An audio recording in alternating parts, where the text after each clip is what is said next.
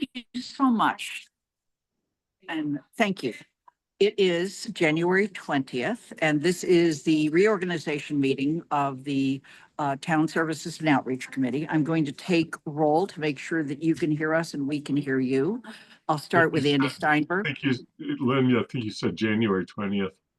It's February 20th. I'm sorry, it's February 20th. Thank you. Just a month late. Okay, February 20th, 2025. Andy Steinberg, can you hear me? Yes. George Ryan, can you hear me? Yes. Counselor Lord, Yes. Jennifer Taub, Yes. and Bob Hegner. Yes. All right.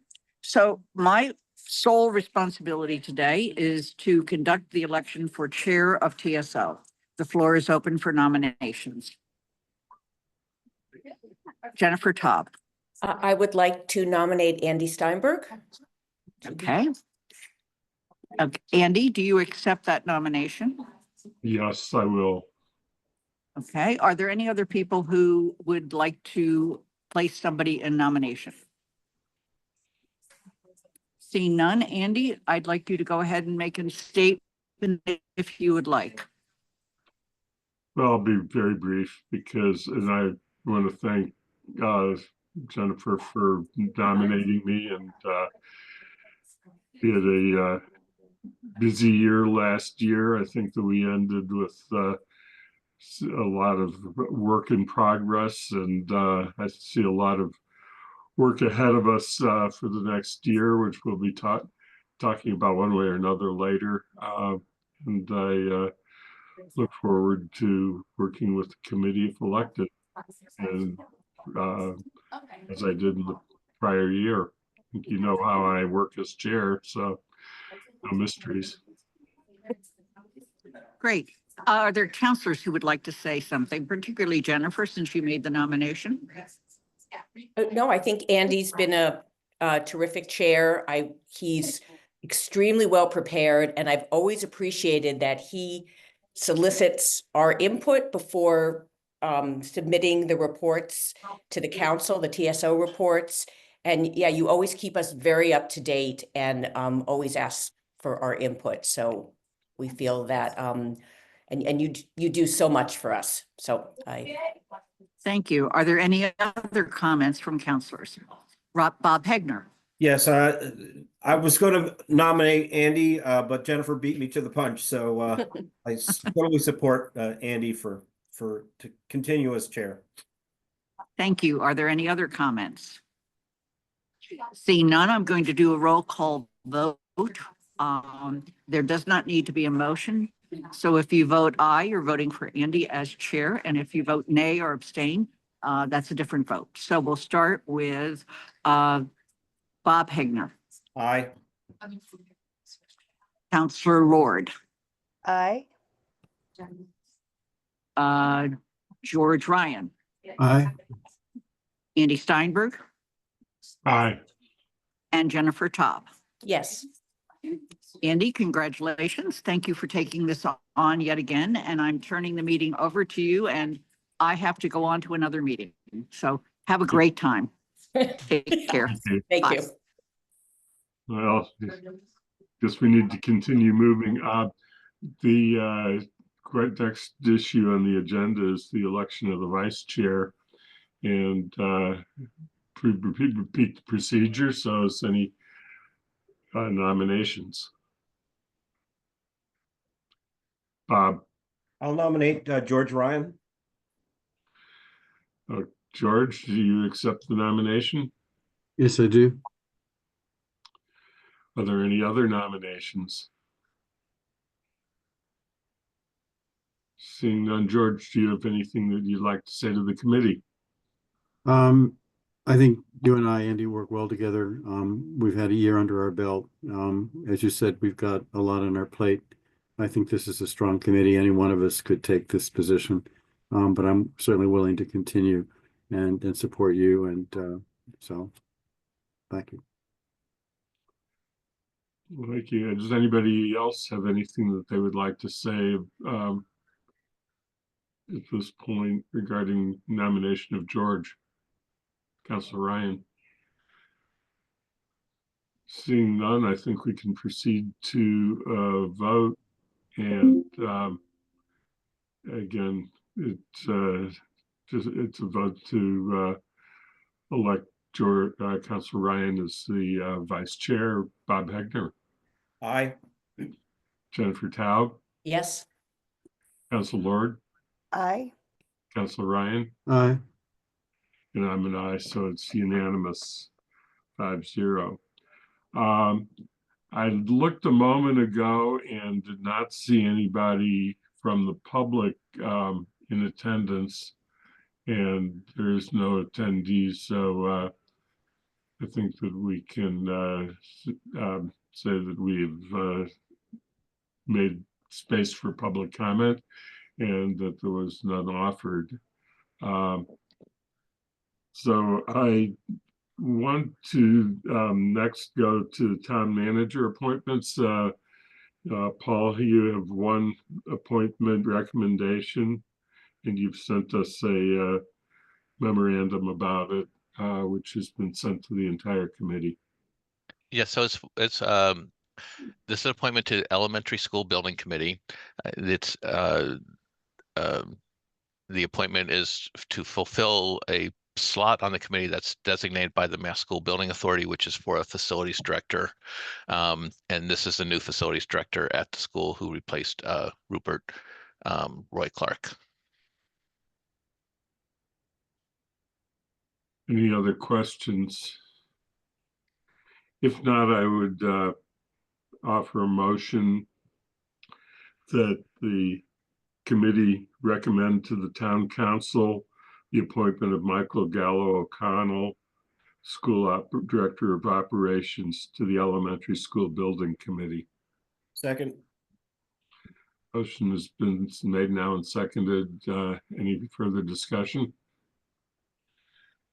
If not, we'll proceed to a vote. Bob Hegner, Aye.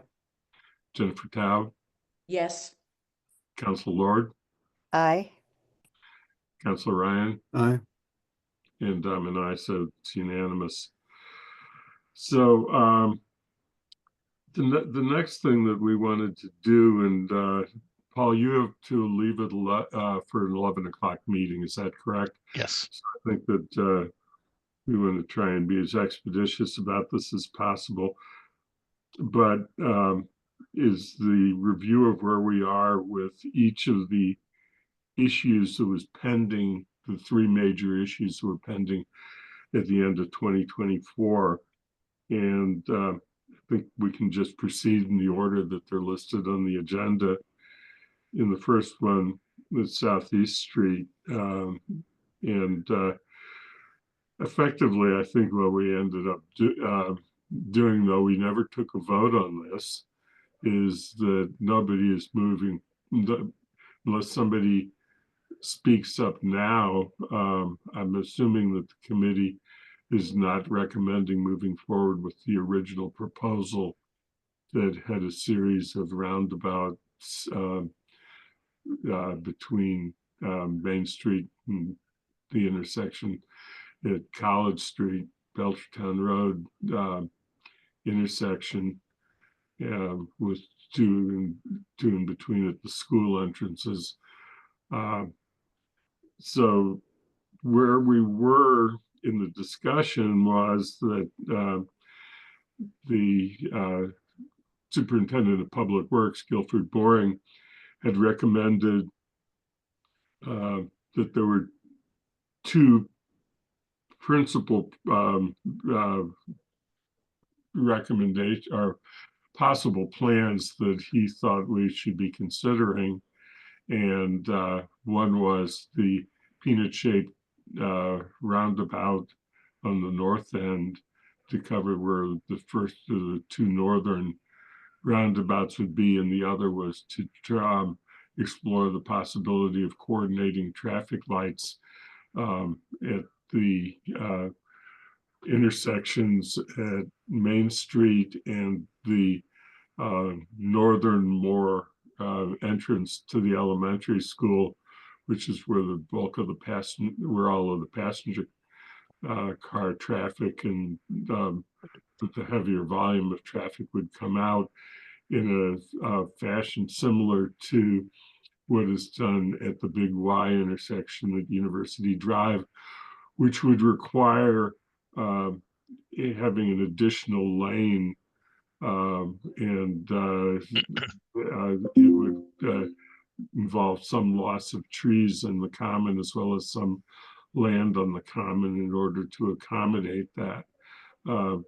So that's where we were. I had made the suggestion to Paul, and Paul can respond to the entire committee about possibility of getting some very preliminary drawings that are not involving engineering work to help think about this and to begin to solicit some comments and to move at an appropriate point to an engineering study when it was deemed appropriate to do so, but to not incur that expense until we were certain that it was a direction we wanted to move in. So Paul, I guess then responding to that and telling the community where we are. Sure. Sure. So, just so you know, Guilford Morning has a conflict for this meeting. That's why, and if he can jump on after his other meeting, he will, so he's aware. But he is prepared for your next council meeting if he isn't able to join today. And thank you for recognizing the time limits I have. So in talking with, both of the alternatives are fairly complex. It's not a direct correlation between the two traffic light intersection as the one with Big Y, because that's a three-way intersection to a three-way intersection. This is a three-way intersection to a four-way intersection, and traffic moves in different paces through that. And I think the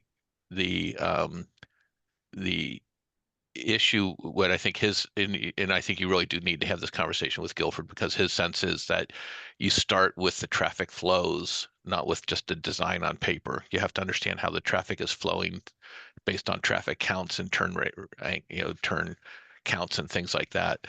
And so I think one of the things is, I know we're trying to move this forward with looking at as few options as possible to incur as few costs as possible in terms of design costs. And I think that that's worth a conversation on which design cost you would like to incur next, whether it's the two traffic light option or the peanut roundabout option. I think that's just a conversation to have between the council and Mr. Mooring. And from there, then we would engage the traffic engineers to come and say, let's design this, let's look at this option now. I think the idea of incorporating, I think basic decision has to be made by the council is, do you want a roundabout or not? That's really what you're talking about. Or do you want traffic lights? It's just because I know that there are segments of the community who are not open, or not willing, not interested in roundabouts in terms of pedestrian safety. And if the council's not going to go that way, doesn't make sense to look at it. And then we would have to look at the traffic light options and what that does to the common, trees, all those other things. So that's where that issue stands. And I think the substantive discussion about what you do next is really, Guilford has to be here for that. And so we have tentatively set that on for March 6th meeting. Unless he jumps on. Open it up to other members of the committee to ask questions at this point. If there are any. I guess Jennifer. Yeah, so I appreciate Paul's just framing it that either do we want a roundabout or not? I mean, that does the council, if we really don't want roundabouts, then we don't spend a lot of time discussing that. So my question is, and maybe I'm not recalling, the peanut shaped roundabout, is that something the community, does that affect safe, does that make it any different for crossing if you're concerned that cars come to a full stop? The same concerns, and I'm not looking for you to make a decision today on this. I think Right. that really is a discussion for you have with Right. Guilford. But I think the same concerns that are risen with any kind of roundabout applies to the peanut shaped roundabout as well. Okay. And yeah, I just want to ask, I don't want to spend too much time, but when you said Big Y is a three-way intersection that feeds into a three-way, and this is a three-way into a four-way, can you just, I'm not picturing this. So we're talking about when you leave the school? Yeah. So when you say three-way and four-way, I'm from Cincinnati, and that's how we order our chili. You can order, Cincinnati chili is famous. It's Greek chili. It's you look it up. So you can order three-way, four-way, My husband five-way. gets it in the mail in There you cans. go. Yes. There you go. Skyline chili. So three-way. So coming out of Big Y, there's the entrance to Big Y and then University Drive. And if you're turning left coming out of Big Y, you go to immediately to a second intersection, which is where the medical facility is and U Drive. So there's offset entrances onto U Drive that are managed by having two traffic lights. In this situation, you have a three-way intersection, which is the school entering onto Southeast Street, which immediately hits the intersection of Southeast Street, Northeast Street, and Main Street at that point in time. So it's going, instead of going three-way to three-way, you're going three-way to four-way. But Okay, the four-way aficionados, meaning when you get to the corner. Okay, Yeah. thank you. and aficionados would look for the five-way, I think, for the chili.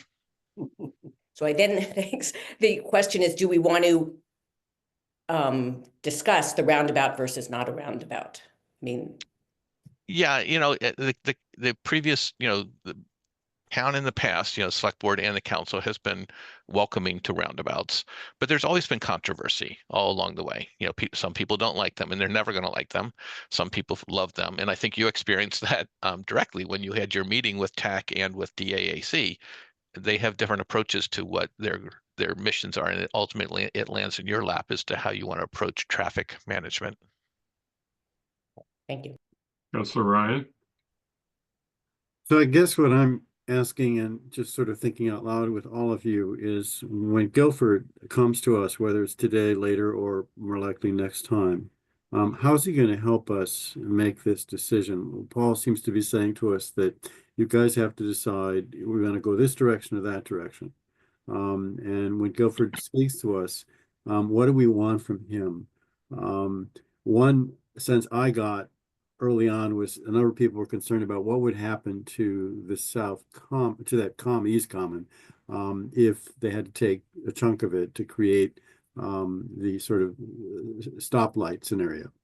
And we couldn't visualize that. We had no idea, what's that going to look like, blah, blah, blah, blah. And so what are we looking for here? What can Guilford do for us? One thought was if we could get like a sketch of one and a sketch of the other, we could at least compare them and talk about them, but that seems to be not really the way we're going to go. So I guess I'm asking my colleagues and myself, what do I hope Guilford will do or say in his presentation that will then help me decide what makes what's the right way to go? Because it sounds like we need to choose one way or the other, and then we're going to spend the money on that decision. And it sounds also like eventually it's the council's decision, not ours. So that's another question. Yeah, good point. Yeah. The council has to weigh in. They just don't trust us, I guess. But Yeah. Anyway. So if I can respond to that, Andy. Please, Paul.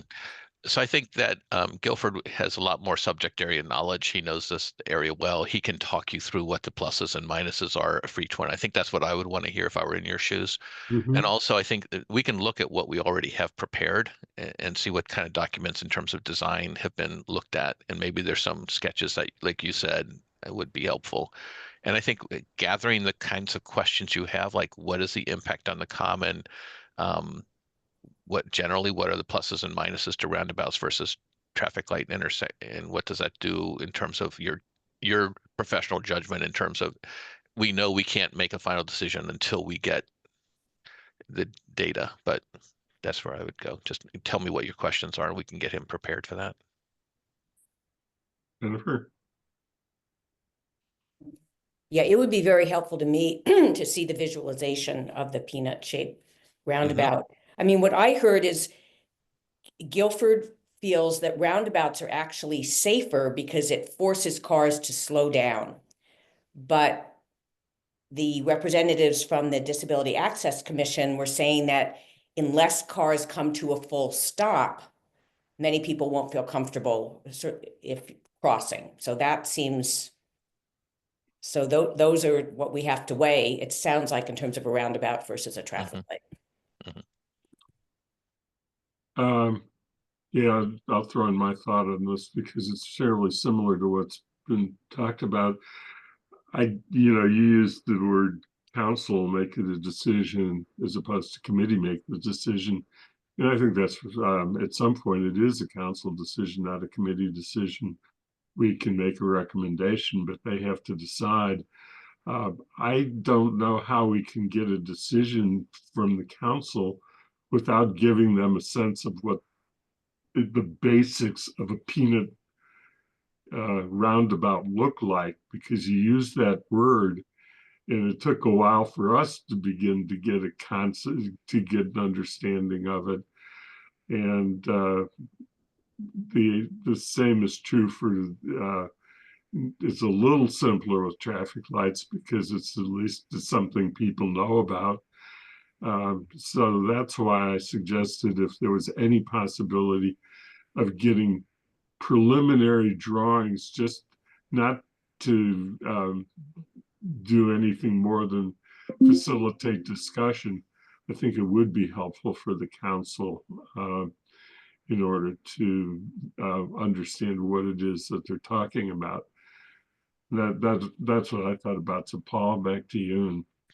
Yeah, so just as a caution on when you say preliminary drawings, that's what you looked at last time, and there was the entire conversation was focused on the lack of crosswalks, the lack of sidewalks, the lack of all these other things that don't happen in preliminary drawings.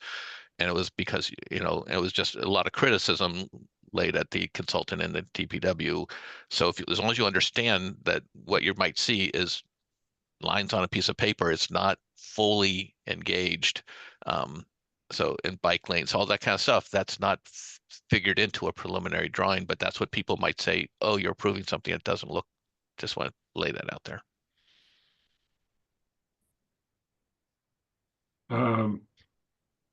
I see, George and Jennifer, your hands are still up. George, did you have something else? No, this is helpful. I want to go back to process. So, Guilford comes, he makes his presentation, we ask him questions, we get greater clarity. We rely on his expertise, and then we, as a group, will discuss, and we might come to a decision and a recommendation, or we might feel like, okay, we're going to just send on a kind of report. This is what we heard. This is what we learned. These are the questions we asked, and leave it up to the council to make the decision. But that's basically how it's going to play out. We will send this on to the council. There'll be a report, and we could ourselves make a vote if we wanted, or not. And then the council will make up its mind. And at that point, then it goes back to, whatever decision is made, then that's the one that we're going to put money into, and that's the one we're going to develop. Oh, So I think you could do two different ways, George. One would be, I think the proposal before you is the 4 roundabout option. And the council, you can say, that's a non-starter for us. We don't want to pursue it. Or you can say, we're going to hold on to that. You either reject that or you say, we're going to hold it and we want to look at a different alternative. And you have a second alternative that you look at. And then you weigh those 2 alternatives. I think, at that point, if you are comfortable with what the alternative, then we would go forward on developing that in a more comprehensive way. So I think when your committee brings something back to the council, they should be I would expect the council would want to vote on something that yes or no, that you have already done the legwork on saying, this is the proposal we're bringing to you. Unless you want to get a check-in with the council in the meantime. Well, that sounds, Paul, if I'm understanding you, that we have already, assuming this is the way it goes, that Will made the decision based on Guilford's presentation to go either for a roundabout or not. So it would be, and then, you would say in the end, though, the council could reject that. They could say, Yeah. okay, all right, fine. That's good. Thank you. Jennifer? I'm getting my mute off. So in the rough, when we go back to the council and we have sort of the preliminary drawing, is there a way to indicate whether it's a key or an asterisk that sidewalks and a bicycle lane are not included, but will be or can be, just so the community understands that we're not approving something with that has no bike lane or sidewalks improvements? You'd have to say that at the time, yes. And there's no way just to, I guess we can't pencil something in because we haven't decided what that will be. But since we know Yeah. that we will get a lot of feedback about that if there's a way to. So our town staff are professional engineers. They are licensed, right? So they're not going to want to put their name on something. What you've received is from a resident who's not a licensed engineer who Right, right. gave you a sketch, very good. But it wasn't done by an engineer who looked at all the other things that they have to look at, like drainage and all that other stuff. So we could just, maybe even have an asterisk somewhere and. Yeah, I'm not sure what they would produce. What I they mean, would do, right? yeah. Just, now, my other question is, it sounded like, I know we haven't voted on it, but is it your other, my fellow committee members' kind of assumption that we do not want the roundabout at the southern end at Southeast Street and Route 9? Because we haven't discussed that recently, but my assumption has been that we may want to keep that a traffic light, and that people who use that intersection regularly have written to say it seems to work fine the way it is. I guess I also raised the question, just think about it, as whether we should almost treat that as a separate issue at this point. Guilford is now here. Guilford? Hi. Hi. Paul, do you want to fill Guilford in? Sure. So we've been talking about what options are available to the council. We weren't sure if you're going to be able to join or not, so thank you for making the time to do that. So the question before this committee is, what's the next step? And one of them is they want to have a conversation about, they haven't decided whether the 4 roundabout things is viable or not, but they want to look at another option. And then the question before the committee is, do you want to look at a peanut shaped option or a traffic light option? And they needed to weigh, because we didn't want to go down multiple paths, like what's the next path to go down? And they needed some guidance from you in terms of how would they think about that? And if you have thoughts on it in general, I guess. So I would just say that you just want to look at more options and just leave it open. I mean, there's no reason to say you just want this or that or the other. The consultant can take what they have now. They can take the information, look at the peanut, look at more intersection options, and then come back and you'll have 4 or 5 things to look at and then compare them to. You really don't want to rule anything dead, and you want all the options on the table when they come back to see what you like. Do you think a threshold question is whether you want roundabouts or not? I do not believe, if you say no, you don't want roundabouts, you're throwing out a perfectly good solution for traffic in the town of Amherst, because one group has a perceived issue and they have said they do not want them anywhere else in Amherst. But you may be throwing out the best option by saying you don't want to see it.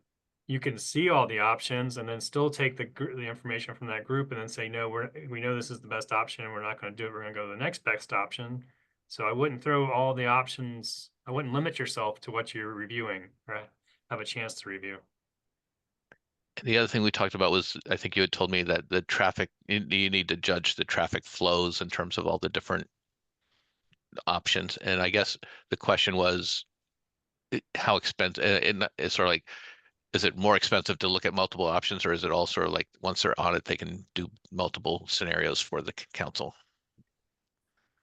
We have a price to do actually pretty much the only options that are left. So that's what the price is. It's in the capital request. The capital request also includes money to do a final design. So once you decide what you want to do, they can do the final design as well. So that's why the request is so high. We can break it apart if you need to know the numbers, how much each of them, each price is.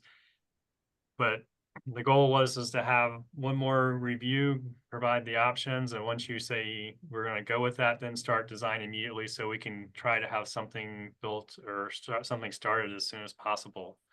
Although we're not gonna make the school opening deadline date. And when they do the design, they don't incorporate bike lanes and all that stuff, or do they? When you do the concepts, you don't really have the bike lanes in there. When you do the final design, you'll have all the bike lanes and all the pedestrian crossings and all the pedestrian accommodations will be worked in the final design. I think that one of the points that Paul was making before you came on, Guilford, was that weakness that happened that we learned about from the last process was that the lack of being able to respond to the concerns about bicycle and pedestrian safety really was a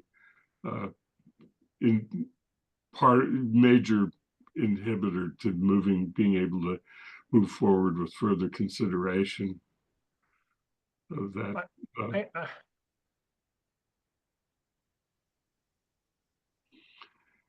So leaving it out totally, we have to at least make it very clear that there are solutions and that they will be incorporated in the next round of design or something like that.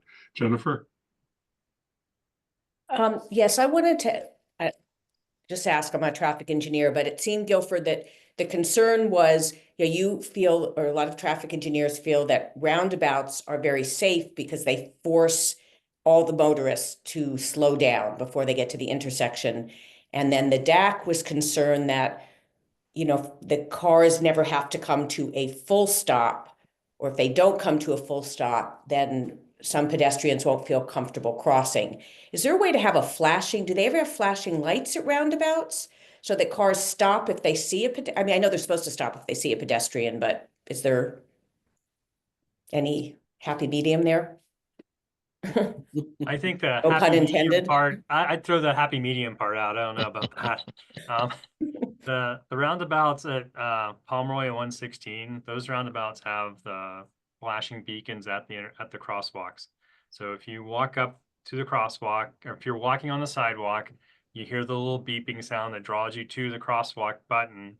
You can push the button will say wait, and then I think it says wait. And it does say wait, and then the button will say, when it starts flashing, the button will say the lights are flashing.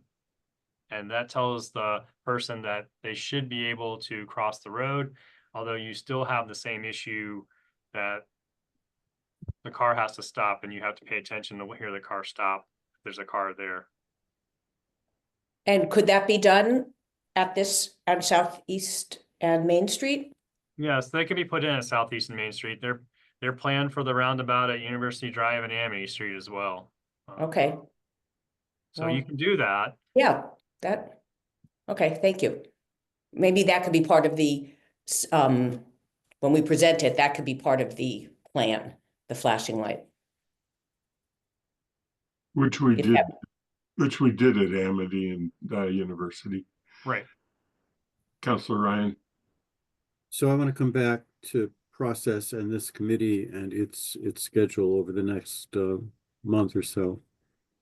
If I'm understanding Guilford correctly, what he's proposing is that CDM, is that the outfit, whatever the outfit is, would come back to us and make a second presentation with a series of alternatives, and then we would ask them questions and we'd get clarification, and then we as a committee would come to some decision about what we think is the best option, and then we would send that to the council for the council's approval. And as Paul said, the council always has the authority, if they wish, to say, no, we don't like that, and send it back to us. But what I'm hearing, and I want to make sure I'm understanding it, is that the next time this topic comes up, for us, it will be a presentation by consultants about a set of options. Is that where we're headed? I think so. And Yep. we have the money for this. I mean, that's the other question. I know Paul's rightly concerned that we're trying to keep some control over costs. Is this something that is it possible financially, or that's the other, and maybe that's not my question, but so yeah, is there money for this The money's in that capital request. There is no money at this current at the time. moment, right? Okay, so it's dependent on that capital request being approved. So when's the soonest, just to get in time and process, do you think would be the earliest we could see, assuming the money's approved or however that works out, when's the earliest you think we could see a set of options? And unless you pull the capital request out of the annual process and act on it sooner rather than with the capital request, the normal capital request, the soonest CDM will start is July 1. And the soonest you would actually get a product probably review would be in the December, January timeframe. It would be very difficult, process-wise with JCPC and the Finance Committee and the Council to get a decision made out of sync of the annual budget at this point. I don't know if anybody else, Bob, is chair, Yeah, the Finance Committee has thoughts on that. well, I agree with you, Andy. I don't see how we could, I mean, JCPC won't arrive at a final recommendation until probably early April. And so then it gets involved in the whole review of the town budget starting in May. So I don't see how we can do it any faster than the normal budget process. I mean, we could set this aside. And I'll certainly bring it up in JCPC to see if they can set it aside and vote a recommendation out earlier than the other the full set. But it's hard to do that until you see the full set, and where it fits in. I just want to point out the timeline that we're thinking about right now would basically mean, I'm not saying this is good or bad, I'm just saying it's the facts, unless I'm misunderstanding something. This no longer would be an issue for this particular committee, for this configuration. It would be for a future TSO. This TSO will not exist in January or December. Well, maybe it'll still be in December, but in January it won't be. And so practically speaking, if this is the way we go, and it may be the way we're going to go, this really comes off our plate. Am I missing something? But that's what I would say. This is just not on our plate, and that's fine. We'll go on to other things, and it'll work behind the scenes. JCPC will do what they're going to do. The money will be hopefully allocated, and the process will start. But when it finally gets back to this committee, it will be a different committee. I think that maybe the decision that we need to be making is whether we want to try and accelerate the process to some extent, and whether there's any way to do it. And I think the person that probably needs to be consulted by somebody is Kathy Shane, because she's chair of Finance Committee. She's been, I don't know who's going to be chair of JCPC this year, but she has been chair of JCPC in the past. And she's obviously been very anxious to move forward from her role on the elementary school building committee, so that at some point the reality that delaying the decision until we have funds available, if we wait through the entire budget process, means that it can't have, that we have to set it up so that the engineering work would happen after July 1. And I had mentioned that to her, Andy, because I'm meeting with Kathy this afternoon. Yeah, and Kathy was elected chair this year, so she'll continue to be chair of JCPC. She's chairing 3 different committees, all of which are crucial to this.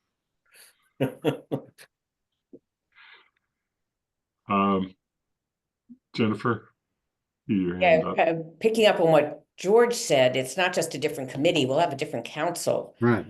So it would be helpful if we could make some of these decisions this year, just to save time of having for everyone to come up to speed after January 1 of next year. I mean, I hate for the process to kind of have to start over again. So here's what my suggestion is, and then we can see if we can have what the reaction is to it.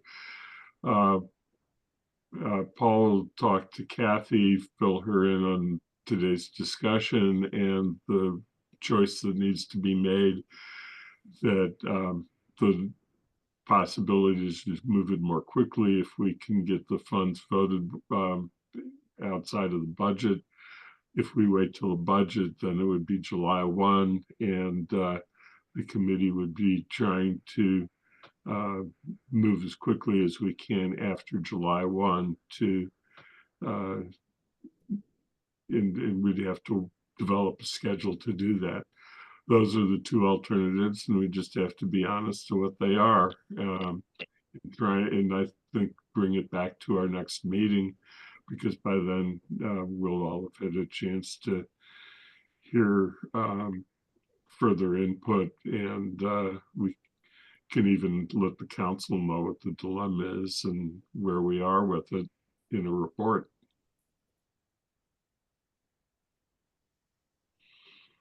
Councilor Ryan? I think you sketched it out pretty well, Andy. Sorry. It basically seems like if this is going to proceed in a timely fashion for this particular TSO and this particular council, it's going to depend on decisions of JCPC and accelerating a budget process. And if they're unwilling to do that, and there may be good reasons to not do it, then this is pretty much off our plate. It's in the hands of the next council.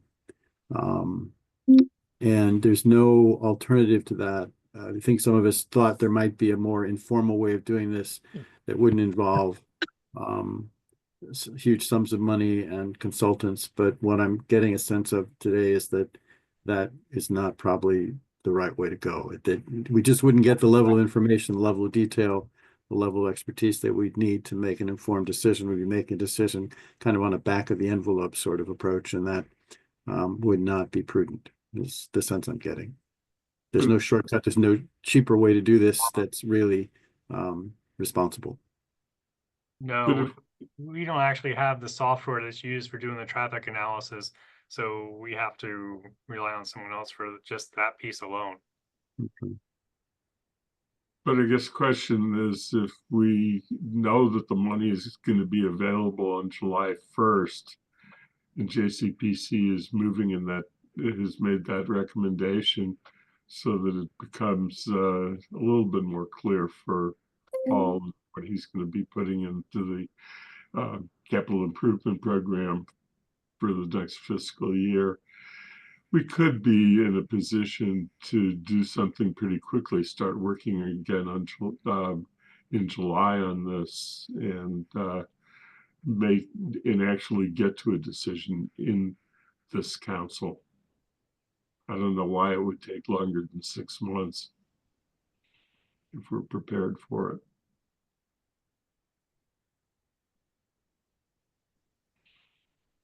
Does anybody think we couldn't do it in 6 months, Guilford or Paul? We can try to break it down a little bit and move it forward.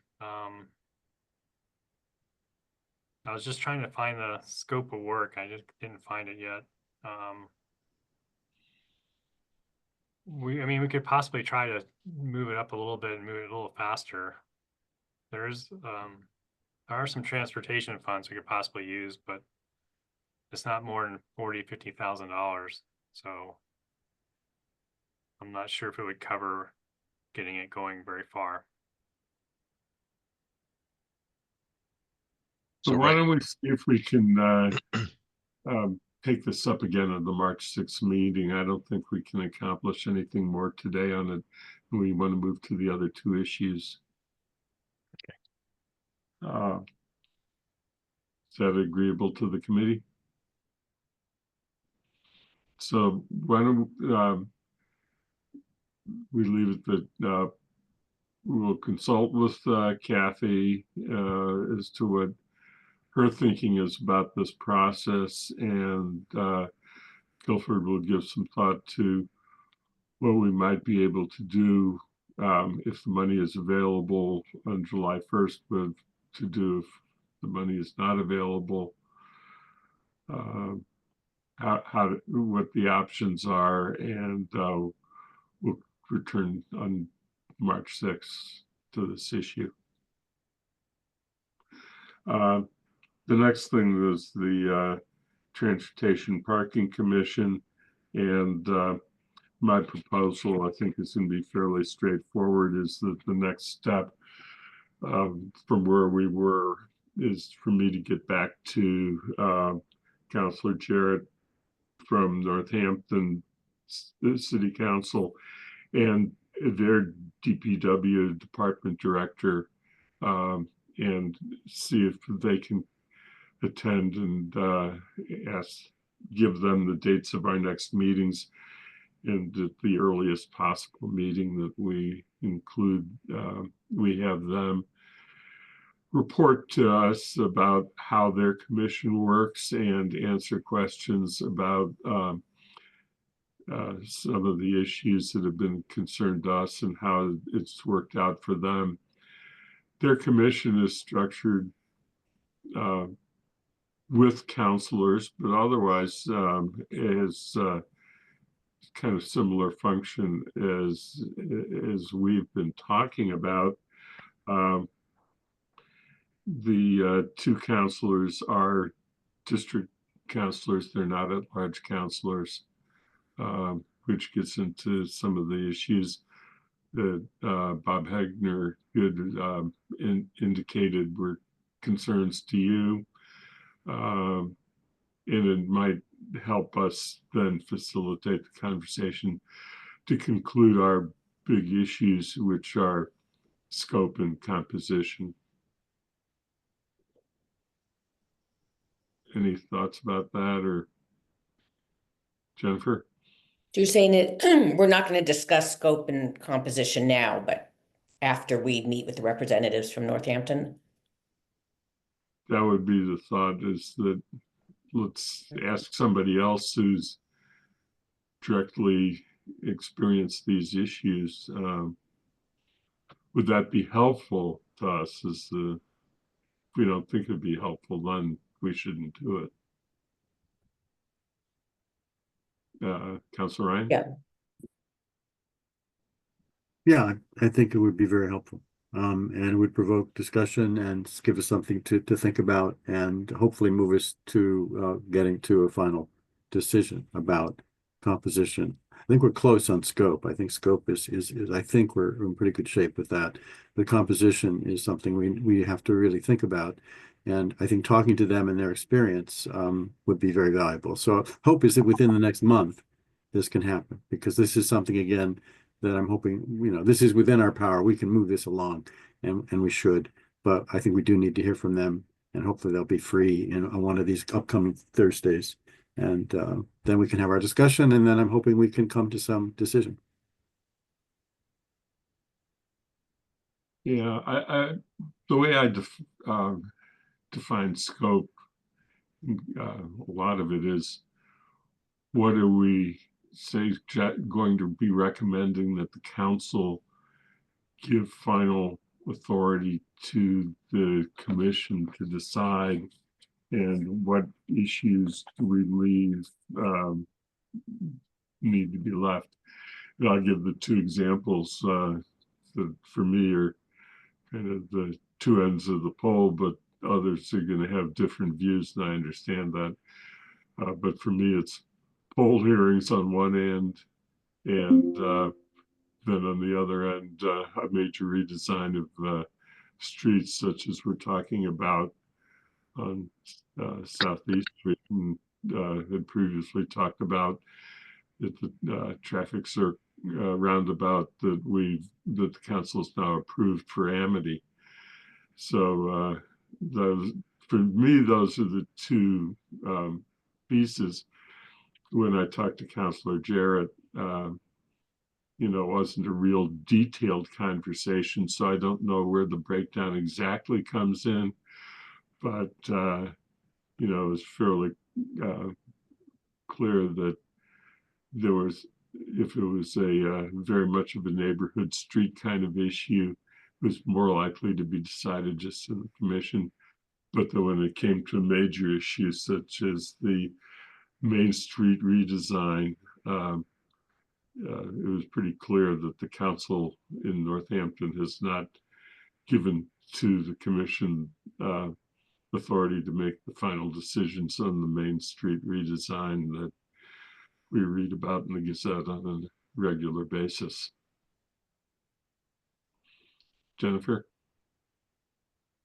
Yeah, so I have kind of a real life issue that just came up a couple of days ago. And this is a question like, would this be something the commission would address? And it's my question to Paul now. For right now, do we just deal with you on this concern? Because I literally don't know quite what to do with it. And that's on Redgate and Strong Street, where cars are parking very close to the corner on Redgate. They park right up to the corner of Strong, and it's very icy. And so if you're coming on Redgate, it's hard to make a left-hand turn because you don't have visibility because of cars parked right up to the corner. So if you wanted to have 50 feet of no parking at the corner, is that something that we would just ask you and you would refer to? I mean, is that rise to the level of even the council having to refer it back to TSO?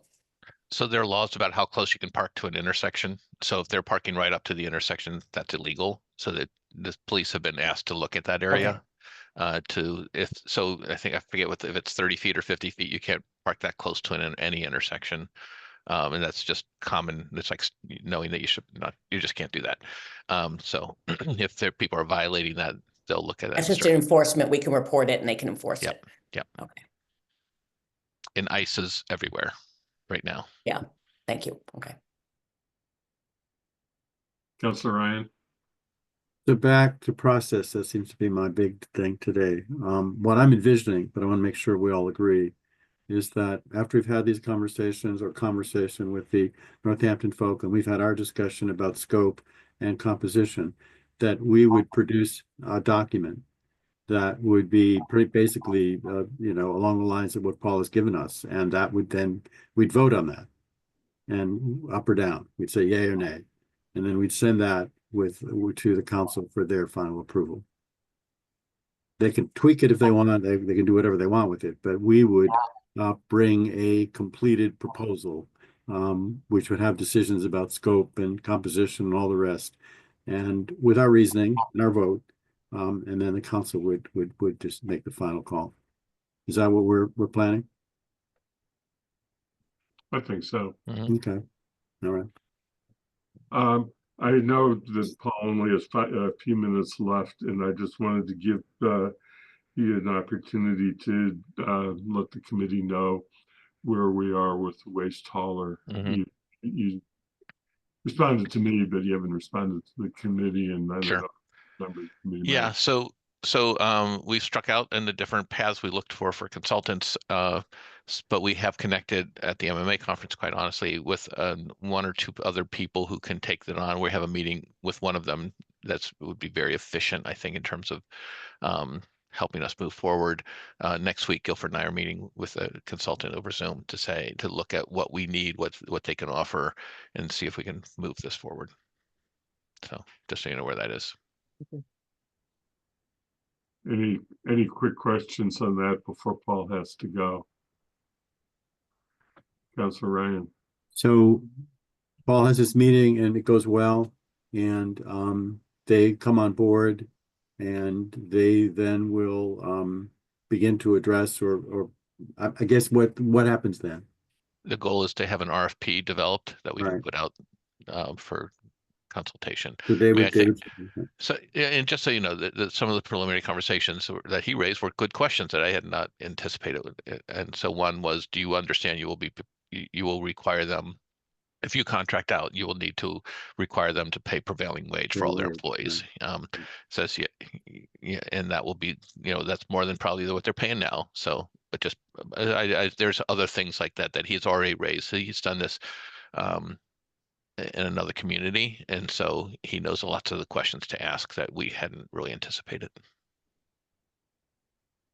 So Paul creates this, and then it comes to us for, I mean, it just, you then send it out, Well, I'll review it with the council. I mean, with this committee, this is where the proposal is living right now. So I think I'd come back to you and say, is this what we're looking at? I mean, I think you still have to make some substantive decisions about what you want this thing to look like. That would impact the RFP. Yes. Right, okay, thank you. Jennifer. Paul, is that prevailing wages for the employees that are working in Amherst or for all their employees? Just for the contract that we would be under, and just for our employees. Yeah. Thank you. I mean, the employees that they're working in the town of The Amherst. company, Yeah. right. I mean,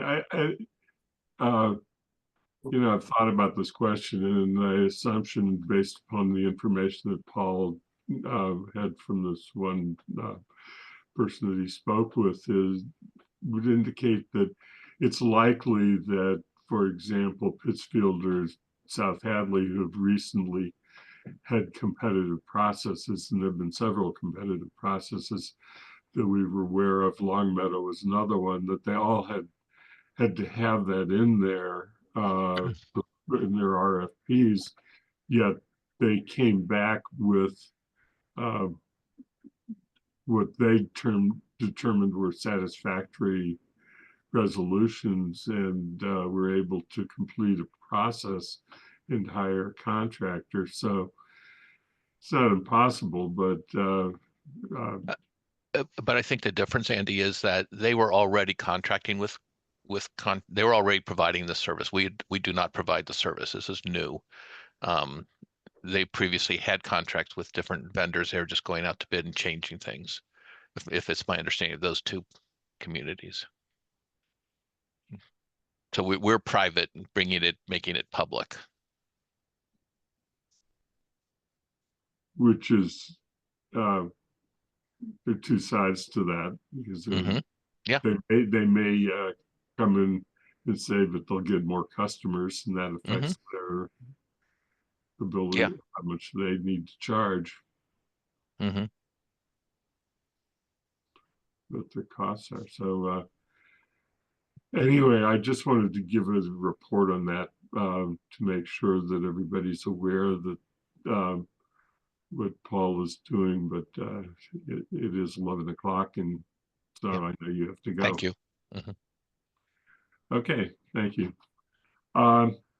So for the rest of the committee, I think that the sixth item was where we were, and that on the agenda, which was other issues that the committee might consider during the year. And I thought about that after, just within the last day, thinking about today's meeting. And when some of it we just don't know about, because we don't know what the council is going to refer to us. And also looked at what we just approved as a council in goals for the town manager, which also in some way become goals for us. And there are quite a number of things that relate to town services that are built into the goals that we just approved. and some of them are more obvious than others. Some I would put onto the highly likely category that they would be issues that would be within our in our responsibilities, like facilitate a conversation with town council and how to prioritize future road and sidewalk repairs and new sidewalks. As an example, possibly assess the current condition of the wastewater treatment plant and present a plan that will address these issues, including funding for improvements and repairs, address critical infrastructure needs for water and sewer, complied with state and federal laws. This committee, not last year, but in the year before, spent a lot of time on water and sewer regulations, because that whole process, those regulations which council adopted came through the TSO during that particular year, which was the year before. The rest of you were on the committee. So there's some that are obvious, there's some that are possible, but we can't control that. In the end, it's going to be what gets developed far enough that it's going to require council action and decisions of the council to ask us to refer to us. Some of the senior center issues also, senior services, senior center.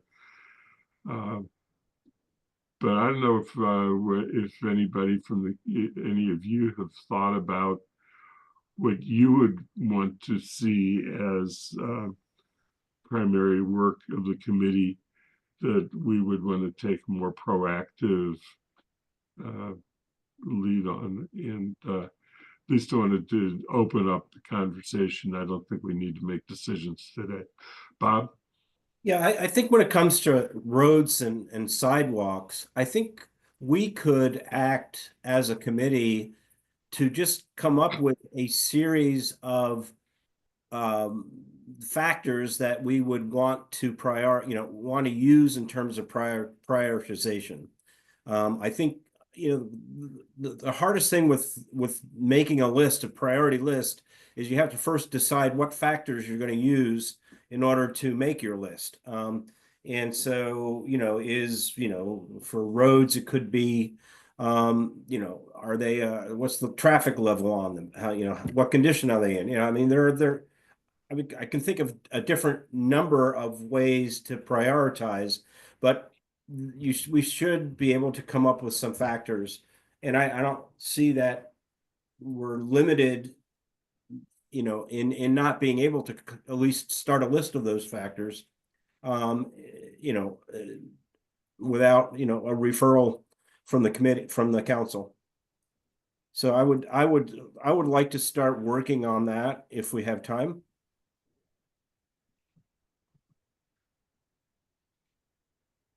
Jennifer? So Andy and I were talking about this yesterday. It was the first council, and Jason Skeels made a presentation on of all the factors. I think it's in a videotape, because I remember when I came on the council, I watched it and actually sent it out with the district newsletter of the criteria that DPW uses to prioritize streets. So I think such a list exists. That's fine. Yeah, If is that, it's then we should look at it and see if we agree with it. I mean, that said, maybe it was last year, the year before, we got a list. I think it was in the district, in Paul's, report to the council one week, of the streets that were being paved in the upcoming few months. And I actually drove around because I was curious to see all of them. And 2 of them were in my district, but I wondered why they were on the list. They didn't, and other streets weren't. So. Well, I think we should see that list and see whether we agree with it. I don't know who created that list, but the council should weigh in on the list. Yeah, and since it's- sometimes there's other reasons, like North Hadley Road was on the list. It's a little street that nobody drives down. But after Fieldstone was opened, they wanted to put meters there to make money for the town, and that's why they repaved it. So that was good to know, but when I first drove by it, I was like, why? Yeah.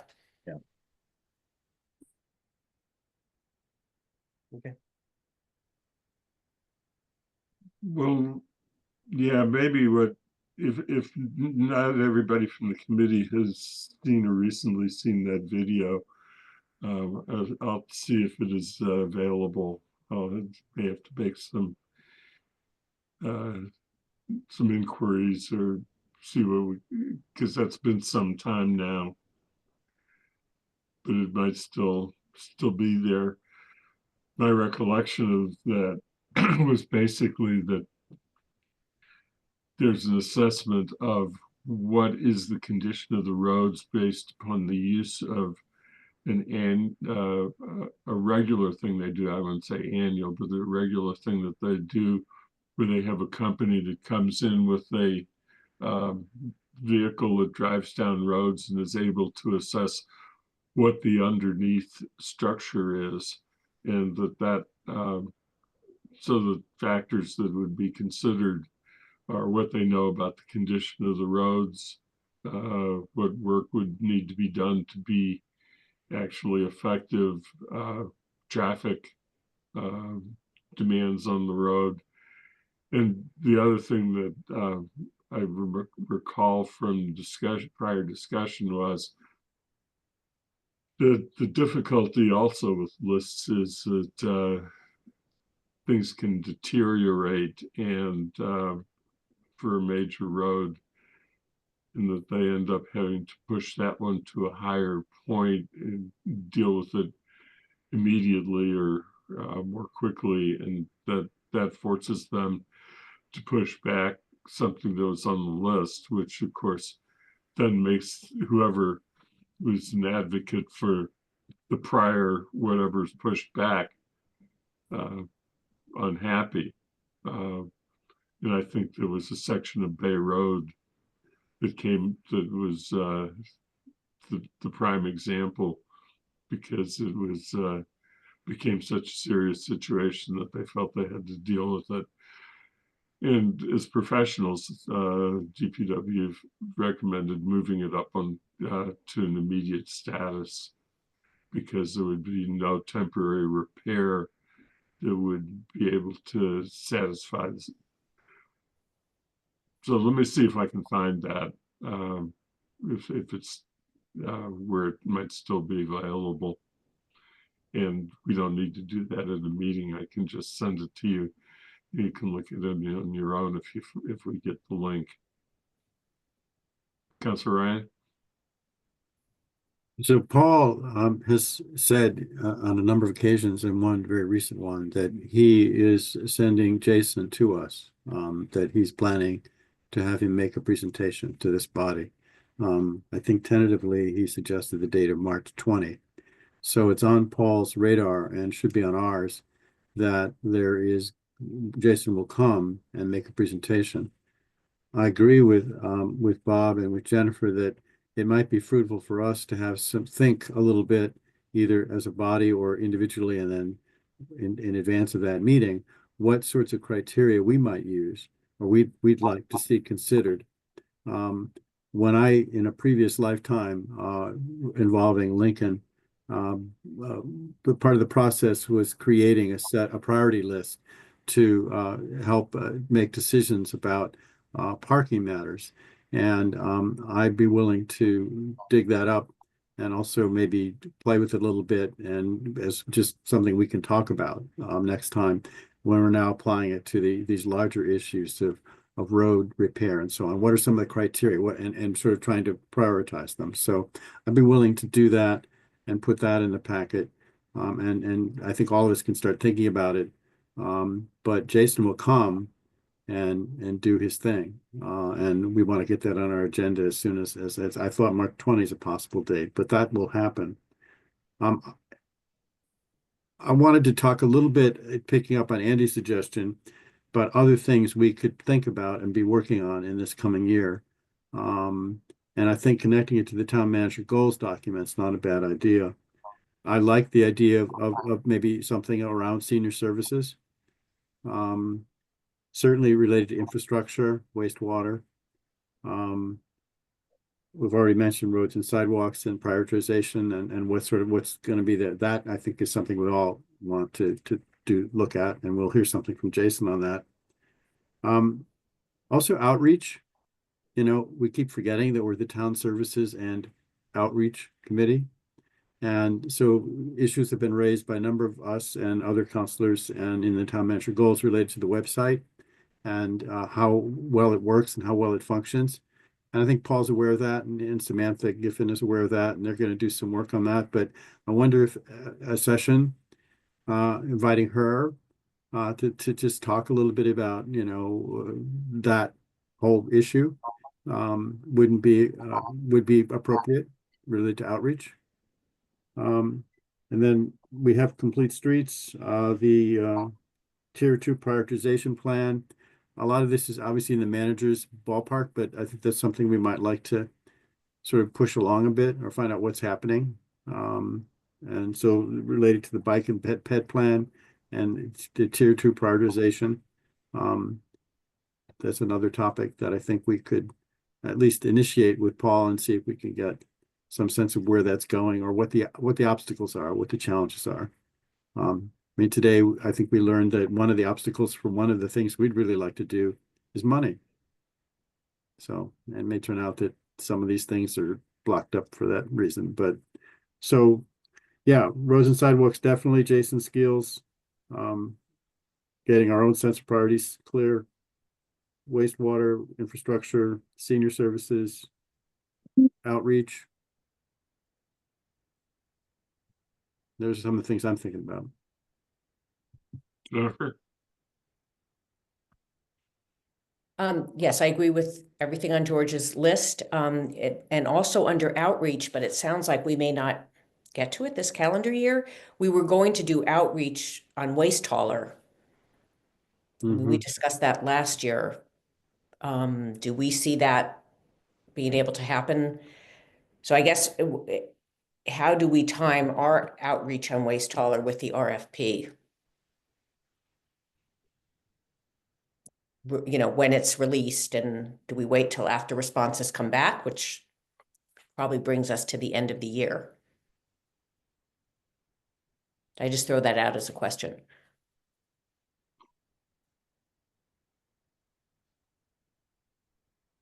I think that the question that in order to decide that is that what information should we have in hand before we do outreach? What will give us the most effective communication with the public? It's really then boils down to before RFP process is complete, or do we wait until after we have proposals in hand and then do the outreach? Councilor Ryan? The chicken and egg. But my inclination would be until we have something concrete to bring to people and say, well, here's what we're actually thinking of doing. We're not gonna, it's not gonna be very effective.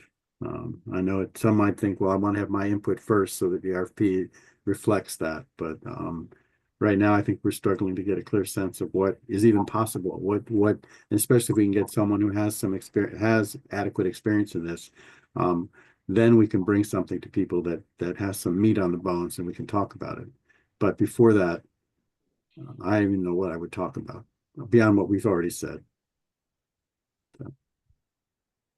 Jennifer? Yeah, I don't disagree. I guess when we were talking about doing outreach, which might have been last year this time, you know, we thought we'd be further along now. So we are looking at a new council having on its plate, you know, items that they're going to have to come up to speed on. So that's just, I guess that's just our That's reality. always the nature of how it works. Yeah, but things have proceeded a little more slowly than I guess. Hmm. We thought we were further along by last year this time. So we've had this every time. I remember the first council, there was a rush at the end to approve a bunch of things and that had been in the works. And there was a lot of unhappiness with it.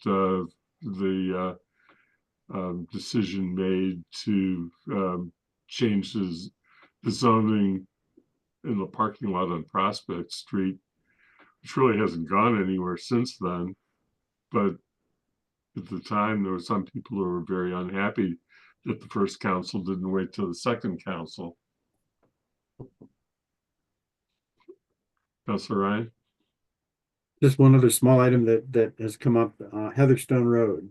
That we want to come back to that at some point, I think, and just see how it's going. My sense is it's going pretty well, but I don't really travel that stretch much. So I think we did make sort of a promise that we would come back to that at some point and sort of review it and see where we stand. So that would be something we'd certainly want to deal with in the next, maybe by May. We want to go back to Heatherstone Road. Jennifer? I think that's a good suggestion. My sense, we might want to bring the District 2 councilors in on that conversation, is that it's not going so well. Right, we need to hear. Yeah. Yeah. You get it both ways. There's a few, there are some people who are very loud on the subject, and we've received emails from some of them that they're unhappy, but that was actually fairly early in the process. We haven't heard anything recently.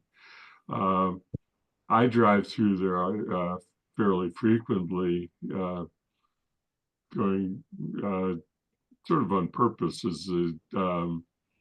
I can go that way to get to Hampshire Athletic from my house, and it seems to serve the purpose. It forces me to slow down. That's what it was about. But it would, I think, until you hear from a broader audience, you don't know. So where we are, just to summarize it, is that at least from March 6th, that I will contact the Northampton people and give them the dates of our next 3 meetings and say that we hope that they can still attend and would be available for one of those meetings, and the earlier the better.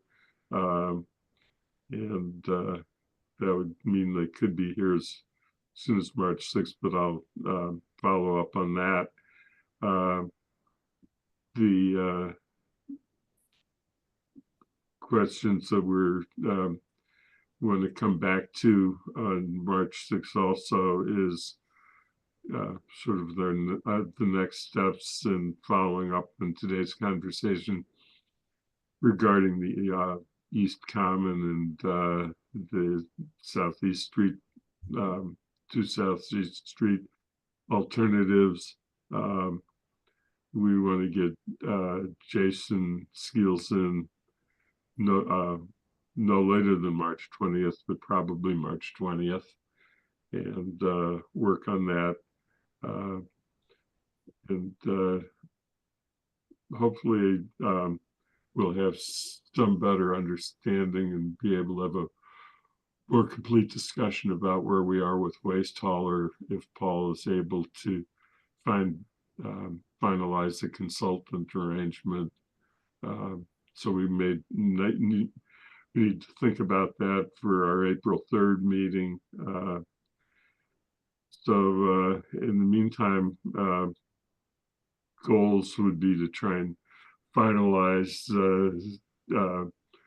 TPC discussion by April 17, is set that as a goal. And the Heatherstone review we need to work out as to when we would have some kind of community outreach meeting. I think that there was a suggestion made also, George, that that be in the evening hours, and so that people who work can come. That when we had the prior Heatherstone discussion, it ended up that we needed to do it twice because we were excluding people who are not available for daytime meetings. So I think that's where we are. And I will work on all of these things and try and keep them moving along. Jennifer. Did we get a listing of all the dates for the calendar year of TSO? Actually, that's a good point. I mean, I think that what we had agreed to was to do it on, I think it is first and third, Thursday, yeah. First and first third. and third Thursdays. At Okay. this time. And so I think that the dates that I've thrown out were based upon that assumption. And we kept the same time, right? Yeah. Yeah, get this. I just want to put it in my calendar for the year. That's not written, yeah, it's not written in stone, but I don't get the sense anyone wants to change it, but we could change it. I mean, right, but it works for me. Athena had worked that through. Yeah, but we're the committee, she's not. She made the recommendation, Right, but right. is there any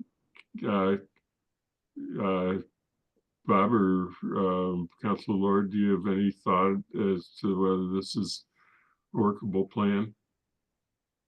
I believe this is a workable plan for me and the committee. Yeah. Yeah, I agree. I was just going to add that I will work on JCPC. I'll see if we can in sort of accelerate the capital request that Guilford mentioned. Mhm. See if there's any way to do that. I'm skeptical because we generally want to see the whole picture Right, before we make a decision. But you know, this maybe we can cut a smaller piece out of it just for the consultant to just give us a plan, and that can move forward more rapidly. But we're still looking at next fiscal year, so we'd have to do something this year to, you know, trade off, you know, some of the money. I don't know. Anyway, I'll see what we can do. Because if you try and fund it this year, and that becomes a financial management issue. Right. So let me just do one quick thing and make sure that we still have no attendees, so we don't have to worry about that. And there were no minutes submitted for approval. We talked about future meeting schedule as much as we can today. As far as agendas are concerned, we'll have to do some more work on that. So I don't think that there's anything else on the agenda for today, unless any of you have something that you want to raise that hadn't been thought about 48 hours in advance. Is there any requests? Seeing none, I'll take a motion to adjourn. So moved. Second, Okay, motion has been made and seconded to adjourn. Councilor Ryan, aye. Councilor Lord, Aye. Bob, Aye. Jennifer. yes, yes. Yes, so we are adjourned. And the time of adjournment is 11:25. Thank you. Thanks. Thank Thanks, you. Andy. Bye-bye. Bye. Bye.